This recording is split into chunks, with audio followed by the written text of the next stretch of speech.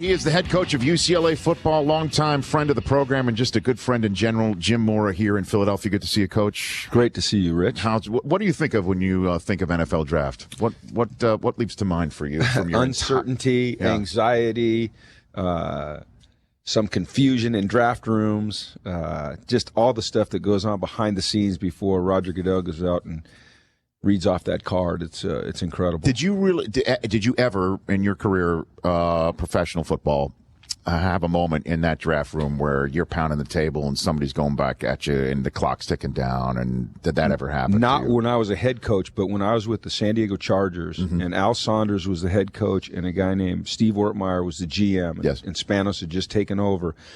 There was a power struggle going on. And it came down to the last 10 seconds of the first pick to decide who was going to have the power, because one of them wanted a guy named Rod Bernstein, and another one, a linebacker out of Stanford. I can't remember his name right now. And it was 10, 9, 8, and they were nose to nose yelling at each other. Get out of here. And Alex Spanos had to step in and go with Bernstein. So it was an incredible moment, because if the clock runs out on you, you're off the clock, and they can leapfrog you, the next team, and they could steal the guy that you essentially wanted. Well, I heard that happened with the Ravens and the Vikings a couple of years ago, where a pick didn't get in, and Jacksonville wound up drafting Byron Leftwich. I mean, that ended up happening. Well, there's a lot of communication that's going on behind the scenes. So let's say you're contemplating a trade.